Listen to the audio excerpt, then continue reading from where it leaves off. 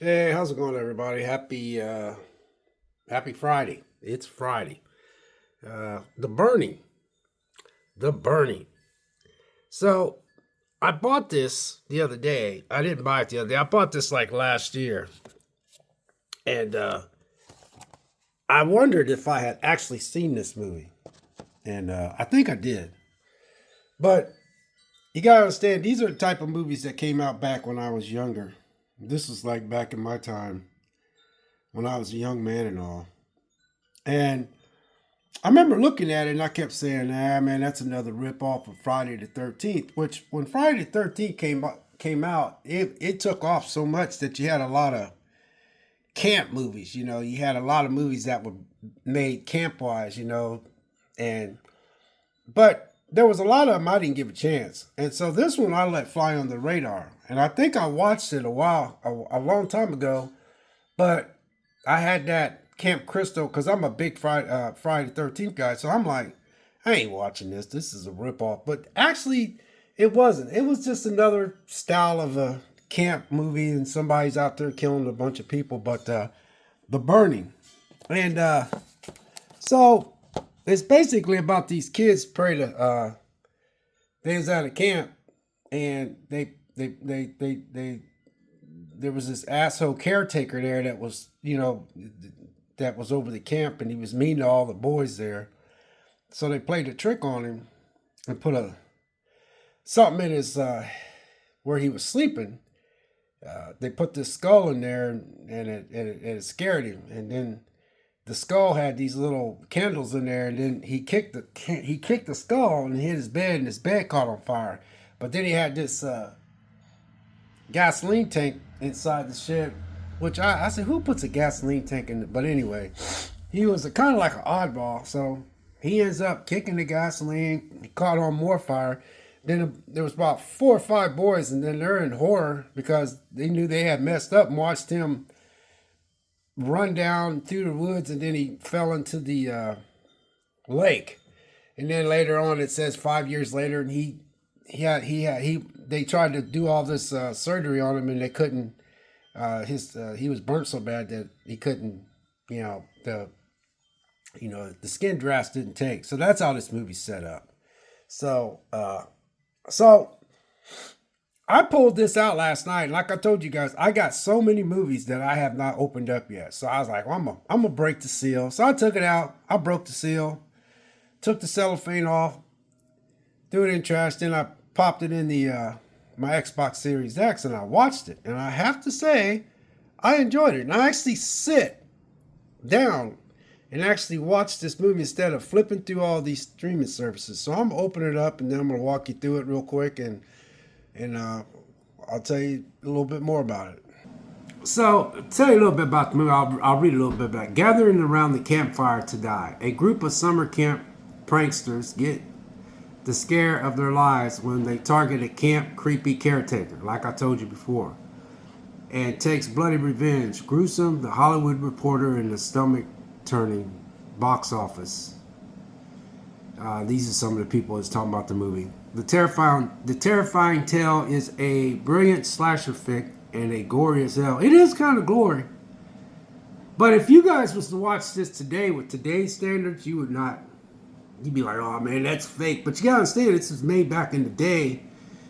This came out in 1981, so you gotta understand. I graduated in 1978, so this is back in my time. So I was a real young man back then, and these movies was just, So uh, after a cruel joke goes away, severely burning him and subjecting him to 5 years of intensive, unsuccessful skin grafts treatments. Crosby, Lou David is the guy that plays Crosby, is back at camp and ready to wreak havoc on those who scared him. Problem with him doing that is, I'm like, all the people that was at that camp had grown up. There was only one guy that ended up being a camp leader, and that was this guy right here. So, but this guy didn't realize this stuff until afterwards, but he had to live with that. But this had a nice little cast. Another thing too, man. Harvey Weinstein directed this, and yeah, presented a Harvey Weinstein production. I was like, dang, this dude's in. This dude's in. I seen that name go across. I said, wow, man, that dude's in prison right now, because But you could tell he has his DNA on here, because he was into you know, women, and I just wonder how many women he must have been with, because there's a lot of girls in this in this movie, but it's a camp movie. So back then he had it like that. You had a lot of stuff that went on like that back in the day. So you don't quite have that anymore.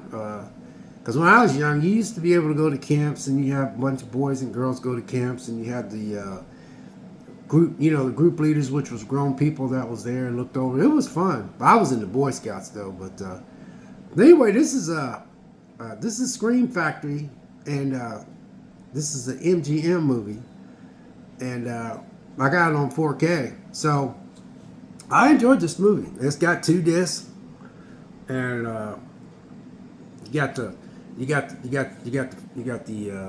4K, and then you got the Blu-ray, and the transfer looks good.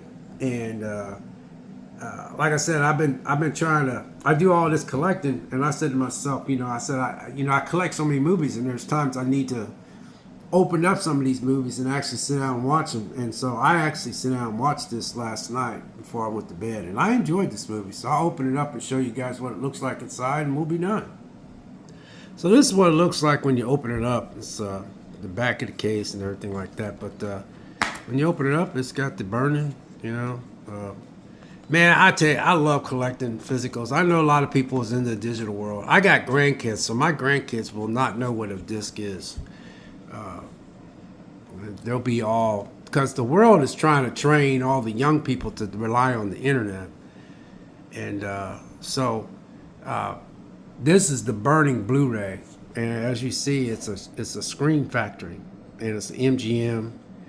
And that's the Blu-ray. And then this is the burning 4K ultra high def. And it's so cool, man, because if you technically want to give a disc away to somebody, you can just give them the 4K, the Blu-ray. Because that's what's neat about collecting these these 4K and some of these older movies that they're redoing. I'm glad that they're really redoing a lot of these old movies, but like I said, a lot of people that was young back in the late, I graduated 78 and 80, and the 80s was my decade of coming to my own and all that stuff, you know what I mean? And then, a lot of young people at that time, they're all my age and getting older now, but so weird, because if you look at the girls in here, they just look more wholesome than the girls we have today. Even just their, I don't know, maybe the food was different or something. Even there was a couple shots where it showed, a couple of shots, there was a couple of boob shots, but even the boobs look different than they look today. It's so much, women today are just filling themselves up with so much crap, and they get all this surgery, and they get help getting their boobs big. Some of them gets, breasts, get these fake breasts. But a lot of these girls back then, man, of course, it's a bunch of young people, so they're horny. But I was like, dang, man, her breasts even look better than the breasts I see today. And I love women. I love, I just love women. But I was just like, why does women look so different than they do today? These women seem like they're synthetic women today.